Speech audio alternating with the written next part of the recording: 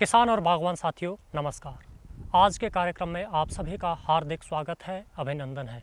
किसान साथियों, आज हम आपको जानकारी देंगे वन विभाग द्वारा स्थापित विभागीय पौधशाला के बारे में, और इस विषय पर जानकारी देंगे वन वृत्त शिमला के वन मंडल अधिकारी KR कौंडल जी कि पौधशाला का महत्व क्या है और इसका उद्देश्य क्या है। और इसी श्रृंखला में पौधशाला को स्थापित करने के तकनीकी जानकारी हमें देंगे वन खंड अधिकारी सीताराम शर्मा जी।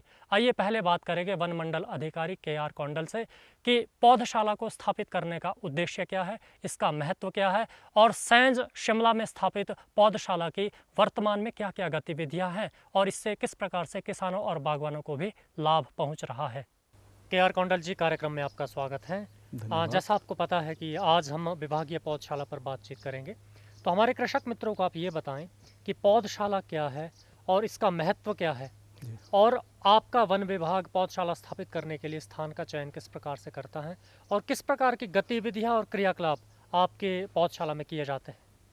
नर्सरी में आपको जैसे पता है कि पौधरोपण के लिए जो पौधे उगाए जाते हैं वो एक पर्टिकुलर जगह में उगाए जाते हैं जिसे हम नर्सरी कहते हैं। ये पौधे तैयार करने की जगह को हम नर्सरी कहते हैं, क्योंकि आज भारत सरकार का और हर मनुष्य के साथ पौधों का जीवन जुड़ा हुआ है। आज हमारे यहाँ जितना भी पौधरोपण हो रहा है उसके लिए खुश्क और जो उपजाऊ जगह नहीं है, जहाँ मिट्टी बहुत ही खुश्क हो चुकी है, ऐसी जगह में हमें पौधरोपण किया जाना चाहिए और करना चाहिए।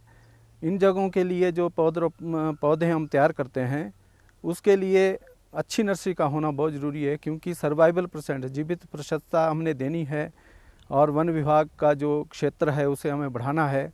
वो तभी संभव है यदि हम अच्छे पौधे इन खुश्क और अनुपजाऊ जो ज़मीन है उसमें लगा पाएँ और वहाँ जीवित प्रतिशतता दे सकें। जहाँ तक नर्सरी उगाने का सवाल है, नर्सरी किन जगहों में होनी चाहिए, कैसे होनी चाहिए, इसके बारे में सबसे पहले जो मैं बताना चाहूँगा कि जो जगह इसके लिए सूटेबल है, साइट सिलेक्शन जो सबसे पहले की जाती है, कौन सी जगह इसके लिए सिलेक्शन के लिए अच्छी है, वही जगह लेनी चाहिए। कौन से ढलान पे है या पौधरोपण हमने कहाँ करना है, उस एरिया के नज़दीक हो, सड़कों के नज़दीक होनी चाहिए ताकि पौधों की ढलाई कम से कम पड़े। कम से कम उसमें ढलान होनी चाहिए। एस्पेक्ट का भी इसमें ध्यान रखा जाता है, क्योंकि हाई हिल्स में जो हम करते हैं तो ईस्ट वेस्ट वाला एस्पेक्ट या ढलान को हम कवर करते हैं, जबकि लो हिल्स के लिए हम सदर्न और साउथ वेस्ट वाला जो ढलान है उसमें लगाते हैं इन नर्सरीज़ को। जो हमने साइट सिलेक्शन की है वो बहुत पुरानी है, 1975 से ये नर्सरी चली हुई है और आज ये सारे हिमाचल में ही नहीं, कई जगह दूर दूर तक यहाँ के प्लांट्स दिए जा रहे हैं। और जो ये नर्सरी तैयार की जा रही है उसमें विभिन्न प्रकार की जो हमारी गतिविधियाँ हैं वो सारी यहाँ कवर हो रही हैं। कि जो विभागीय नर्सरियाँ हैं, हालांकि नर्सरियाँ दो प्रकार की ही मेन रखी गई है, जिनमें टेम्परेरी और परमानेंट है, लेकिन इसके अलावा भी जितनी अच्छी हम पौधरोपण में लगाएंगे उतना ही हमारी जीवित प्रतिशतता जंगलों में रहेगी। उसके अलावा जो विभागीय नर्सरियाँ हैं वो हम दो भागों में, अन्य जो उसके प्रकार है वो है वेट और ड्राई। नमी वाली जगहों में जो हम नर्सरी उगाते हैं वो बिना पानी के, जहाँ पानी की कोई सुविधा ना हो, जहाँ ना उनकी सिंचाई की ज़रूरत होती है, वैसी जगह में हम उगाते हैं, उनको ड्राई नर्सरीज़ कहते हैं। दूसरी वेट नर्सरीज़ है, जिनके वेट नर्सरीज़ में हम दो प्रकार विभागीय नर्सरियों को डिवाइड कर सकते हैं। उनमें है परमानेंट और एक टेम्परेरी नर्सरी उन्हीं स्थानों पे उगाई जाती है जहाँ पर जैसे आज हमें ज़रूरत है कि यहाँ प्लांटेशन एरिया है, यहाँ हमने पौधरोपण करना है और इस रकबा के लिए 15 से 20 हज़ार प्लांट्स चाहिए और ढलान बहुत दूर पड़ रहा हो और उसमें और कोई ले जाने की सुविधा ना हो, तो जब पौधरोपण एरिया के नज़दीक से नज़दीक का जो एरिया हो, कोई इसके लिए साइट सूटेबल साइट जो होगी, वहाँ पर हम इन टेम्परेरी नर्सरीज़ को उगाते हैं। ये अस्थायी रूप से ही होती है और सीजनली ये चलती है। एक सीज़न के लिए उगाएंगे तो दूसरे नेक्स्ट ईयर फिर दूसरे सीज़न के लिए वो ये उगानी पड़ती है।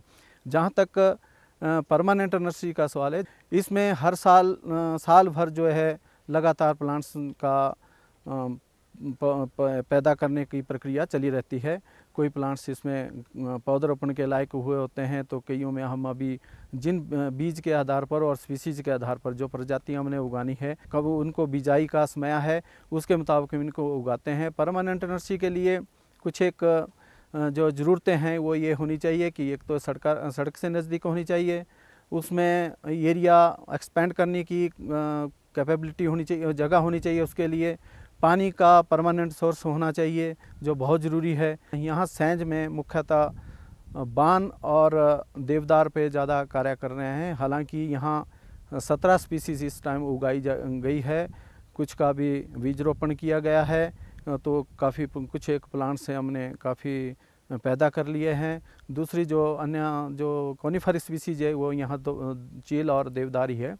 अन्य 15 स्पीसीज और इसमें उगाई जा चुकी है जिनको हम मेडिसिनल प्लांट्स में भी बोल सकते हैं, एरोमेटिक उसमें भी कुछ स्पीसीज है, और दूसरे जो हम पौधरोपण के लिए रकमों में ले जाते हैं वो डिमांड के मुताबिक, और जहाँ आस पड़ोस की डिमांड है, दूसरे डिवीजन की है या इस पर्टिकुलर इस डिवीज़न की ठेव की है, उनके लिए जो हम स्पीसीज तैयार करते हैं उन्हें हम इधर यहाँ उगा रहे हैं। कौंडल जी, अब हमारे कृषक मित्रों को आप ये भी बताएं कि वन विभाग की जो पौधशाला है इनका उद्देश्य क्या सिर्फ वन विभाग की ज़रूरतों को पूरा करना है, या फिर इसके साथ साथ स्थानीय जो किसान बागवान है उनको भी आप पौध उपलब्ध कराते हैं ताकि वो भी अपनी ज़रूरतों को पूरा कर सकें, और साथ ही साथ आने वाले समय में आप किन किन और प्रजातियों को भी अपनी पौधशाला में स्थापित करके उनके भी पौधशाला जो है तैयार करने की सोच रहे हैं?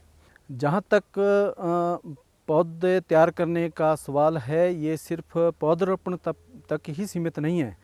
हम वन विभाग को बेशक प्राथमिकता देते हैं पौधों को जंगलों में लगाने के लिए, जैसे मैंने पहले बताया कि शुष्क इलाकों में, लेकिन इसके अलावा हम किसान भाइयों को और जो भी संस्थाएं हैं, चाहे वो स्कूल है, कोई और अन्य इंस्टीट्यूशंस हैं, उनके लिए भी हम पौधे वितरित करते हैं। और जो संस्थान है, जैसे जैसे सरकार ने उसके दरें इसमें फ़िक्स की है उसके मुताबिक ये हम उनको वितरित कर रहे हैं।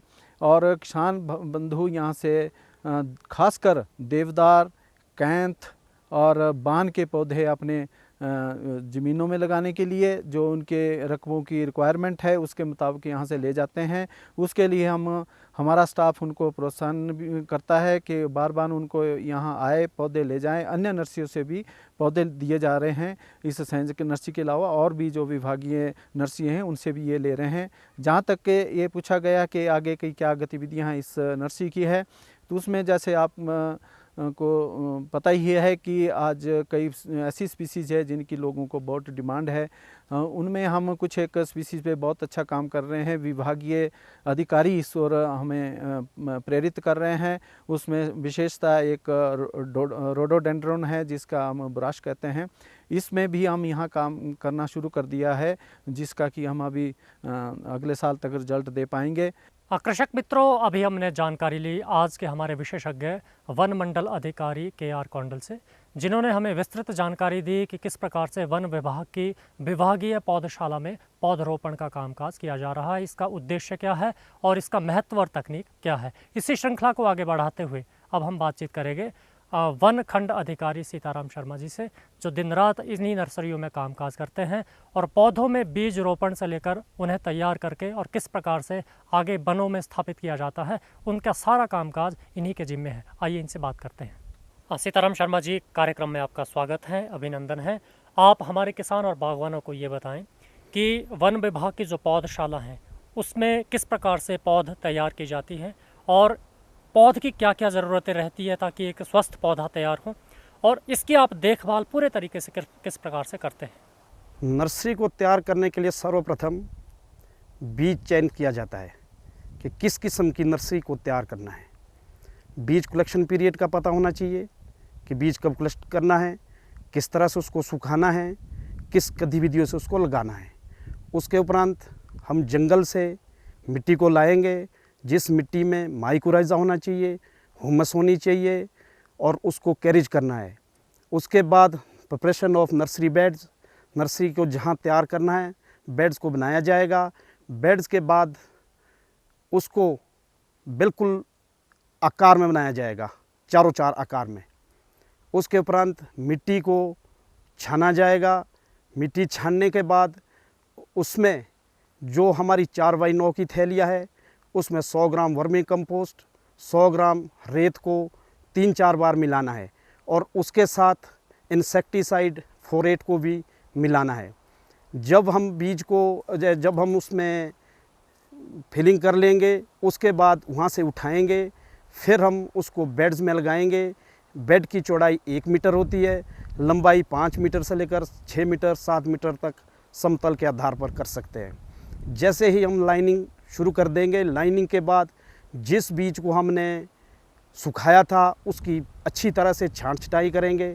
छांट छटाई करने के बाद उसके जैसे कि देवदार के हम प्रति थैली 2 दाने लगाएंगे। 2 दाने लगाने के उपरांत हम उसको जैसे ही बेड पूरा हुआ वैसे ही उस पर ऊपर मल्चिंग करेंगे घास पत्तियों की। मल्चिंग के बाद हम उसको सिंचाई करनी शुरू कर देंगे। उसके उपरांत जैसे ही पौधे की आयु 1.5 वर्ष की हो जाएगी उसके उपरांत 80% पौधा हम पौधरोपण के लिए भेजेंगे। 20% पौधे की हम ट्रांसप्लांटिंग करेंगे 7x15 से 4x9 से 12x20 के लिए। जब ट्रांसप्लांटिंग की जाती है तो वो एक विशेष विधि है। उस वक्त हमें एक अच्छे मज़दूर की आवश्यकता पड़ती है, क्योंकि ट्रांसप्लांटिंग के दौरान जो है पौधे को उखाड़ना है, बड़े आराम से उखाड़ना है। फिर उस पौधे को निचली साइड से मिट्टी निकालनी है, साथ में कुछ जड़ों को भी काटना है और टॉप बॉल को हिलाना नहीं है। फिर उसमें उसको डालना है। उसके डालने के बाद उसको डांटना है मिट्टी से कॉलर तक। उसके पश्चात उसमें वाटरिंग करनी है, जो कि जग मग द्वारा ही की जा सकती है। डायरेक्ट प्लांटिंग या डायरेक्ट वाटरिंग नहीं की जा सकती। उसके उपरांत जब पौधा 2.5 वर्ष का हो जाएगा, 1.5 वर्ष पहले का था वो 1 वर्ष 7x15 में रहेगा। जब वो 2.5 वर्ष का हो जाएगा उसके उपरांत आपने विभाग ने क्या करना है कि भी हम इसको 15% तक फिर पौधरोपण में ले जाएंगे। जो 5% पौधा हमारे पास रहेगा उसको हम 7x15 से 12x20 के लिए करना है। उसमें भी वही प्रक्रिया रहेगी, वही बढ़िया मिट्टी होगी, वही बढ़िया रेत होगी, वही बढ़िया सॉइल होगी और इसमें 1 किलो प्रति बैग वर्मी कंपोस्ट का मिक्सचर मिलाया जाएगा, 1 किलो प्रति बैग सैंड का मिलाया जाएगा। जब पौधे की आयु 3.5 वर्ष हो जाएगी उसके पश्चात वो टाल प्लांट बन जाएगा, जिसकी आयु 3.5 वर्ष हो जाएगी और 7 फुट से लेकर 10 फुट तक पौधों का हाइट बन जाएगी। और उसके बाद जो पूरी वर्ष की गतिविधियाँ है वो इस प्रकार से है कि 3 महीने तक हम 3 महीने के बाद हमें उसकी शिफ्टिंग करनी पड़ेगी। 3 महीने के बीच हमें उसकी प्रिंकिंग करनी पड़ेगी। शिफ्टिंग की प्रक्रिया पूरी साल चलती रहेगी, 2 बार या 3 बार। वाटरिंग गर्मियों के दिनों में हम सुबह शाम करते हैं और सर्दियों में हम 1 बार करते हैं।